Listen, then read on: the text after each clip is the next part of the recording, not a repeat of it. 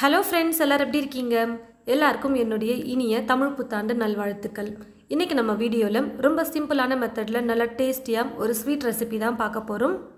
ஸ்டவ்வை பற்ற வச்சுக்கிட்டு கடாய் வச்சுட்டு கடாய் நல்லா சூடேறினதுக்கப்புறமா அரை கப் அளவுக்கு பொட்டுக்கடலை நான் சேர்த்துக்கிறேன். நான் எடுத்துருக்கிற கப்போட சைஸ் வந்து பார்த்திங்கன்னா 250 மில்லி. எல்லா பொருளையும் ஒரே கப்பில் அளந்து எடுத்துக்கோங்க.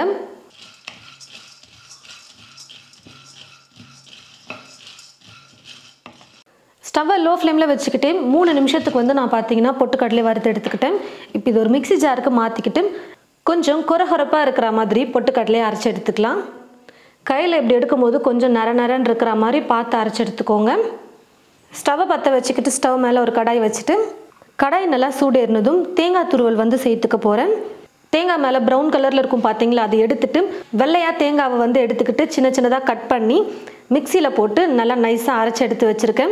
நீங்கள் காய் துருவலில் கூட தேங்காய் துருவி எடுத்துக்கலாம். நல்லா அழுத்தி ஒரு கப் ஃபுல்லாக நான் வந்து தேங்காய் துருவல் எடுத்து வச்சுருக்கேன். தேங்காய் கூடவே நெய் ஒரு டீஸ்பூன் அளவுக்கு சேர்த்துட்டு கொஞ்சம் ட்ரையாக வர வரைக்கும் வறுத்துக்கலாம்.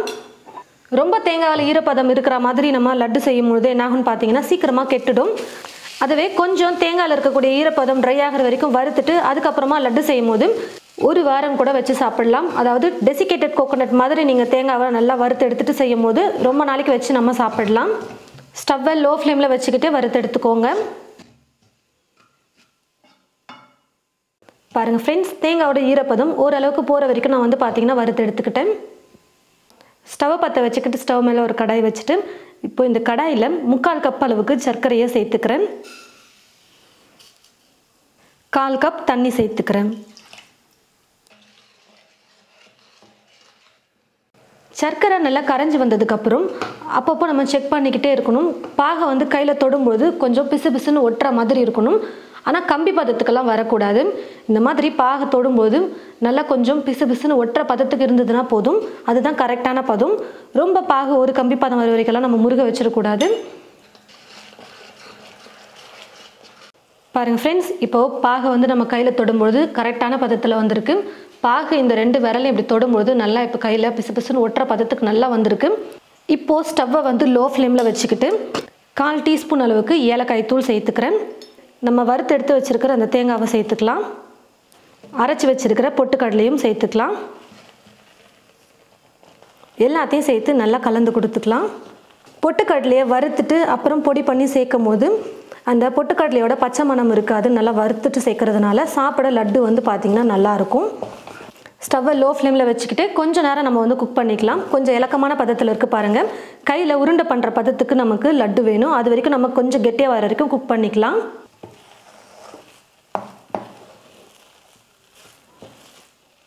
பாருங்கள் ஃப்ரெண்ட்ஸ், கொஞ்சம் இந்த மாதிரி கெட்டியாக வந்ததுக்கப்புறமா நம்ம ஸ்டவ் ஆஃப் பண்ணிக்கலாம். சூடு ஆறுனதுக்கப்புறமா நம்ம உருண்டை பண்ண கரெக்டாக இருக்கும். ரொம்ப இலக்கமாக இருக்கும்போது கொஞ்சம் நேரம் வந்து நீங்கள் டைம் எடுத்து ஸ்டவ்வை லோ ஃப்ளேமில் வச்சுக்கிட்டே குக் பண்ணிக்கோங்க. நல்லா இந்த மாதிரி கொஞ்சம் கெட்டியான பதத்துக்கு வர வரைக்கும். அப்போ தான் லட்டு மாதிரி நம்மளால் உருண்டை பண்ணி எடுக்க முடியும். கையில் தொடுற அளவுக்கு சூடு வந்து நல்லா இப்போ ஆறட்டும். அதுக்கப்புறம் நம்ம உருண்டை பண்ணிக்கலாம். கையில் தொடுற அளவுக்கு சூடு வந்து பார்த்திங்கன்னா நல்லா ஆறி வந்துருச்சு. இப்போது உருண்டை பண்ணி எடுத்துக்கலாம். பாருங்கள், நல்லா கெட்டியான பதத்தில் இருக்குது. உருண்டை பண்ணுறதுக்கு கரெக்டாக இருக்கும். உங்களுக்கு எந்த சைஸ் வேணுமோ அதுக்கேற்றது போல் லட்டு வந்து நீங்கள் உருண்டை பண்ணி எடுத்துக்கோங்க. இன்னும் நெய்யோட ஃப்ளேவர் உங்களுக்கு கொஞ்சம் எக்ஸ்ட்ரா வேணும்னு நினச்சிங்கன்னா கையில் நெய் தொட்டு கூட நீங்கள் உருண்டை பண்ணிக்கலாம். நான் வந்து பார்த்திங்கன்னா நெய்யெல்லாம் எதுவுமே தொடாமலே உருண்டை பண்ணி எடுத்துக்கிறேன். பாருங்கள் ஃப்ரெண்ட்ஸ், லட்டு வந்து உருண்டை பண்ணி எடுத்துக்கிட்டேன். நம்ம இப்படியே லட்டை வந்து கொடுக்கறதுக்கு பதிலாக இதுக்கு மேலே கொஞ்சம் டெசிகேட்டட் கோகோனட்டில் நல்லா உருட்டி எடுத்து கொடுக்கும்போது இன்னும் பார்க்க ரொம்பவே அழகாக இருக்கும் லட்டு. நம்ம முதல்லையே தேங்காவை வறுக்கும் போதே நீங்கள் கொஞ்சம் எடுத்து வச்சுக்கலாம். அப்படி இல்லைனா இன்னும் நல்லா ட்ரையாக டெசிகேட்டட் கோகோனட் ரெடி பண்ணி வச்சுருந்தீங்கன்னா அதை கூட நீங்கள் யூஸ் பண்ணிக்கோங்க. இப்போது நான் வந்து ஏற்கனவே வந்து பார்த்திங்கன்னா நல்லா இந்த மாதிரி ட்ரையாக உதிரியாக வர மாதிரி ரெடி பண்ணி வச்சுருந்தேன். அந்த டெசிகேட்டட் கோகோனட்டை இப்போ நான் வந்து யூஸ் பண்ணிக்கிறேன். நீங்கள் ஃபஸ்ட்டு தேங்காய் வறுத்ததுக்கு அப்புறமா கூட நீங்கள் கொஞ்சமாக எடுத்து வச்சுக்கிட்டு அதுக்கப்புறமா மீதி எல்லா தேங்காவையும் வந்து லட்டு பிடிக்க சேர்த்துக்கோங்க. தேங்காயில் போட்டு நல்லா இப்படி உருட்டி எடுத்துட்டோம்னா பார்க்கவே பாருங்கள் ரொம்பவே சூப்பராக இருக்கும். பாருங்கள் ஃப்ரெண்ட்ஸ், டெசிகேட்டட் கோகோனட்டில் நல்லா இந்த மாதிரி புரட்டி எடுத்து வைக்கும்போது இன்னும் நல்லா பார்க்கவே சூப்பராக இருக்குது பாருங்கள் லட்டு.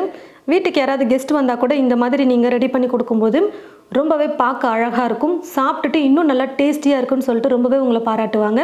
நம்ம ஏற்கனவே இதுக்கு முன்னாடி வெறும் தேங்காவை மட்டும் வச்சு லட்டு வந்து எப்படி செய்கிறதுன்னு பார்த்துருக்கோம். அந்த வீடியோவோட லிங்க்கையும் நான் உங்களுக்கு டிஸ்கிரிப்ஷன் பாக்ஸில் கொடுக்குறேன். கண்டிப்பாக தேங்காய் லட்டு எப்படி செய்கிறதுன்னு பாருங்கள்.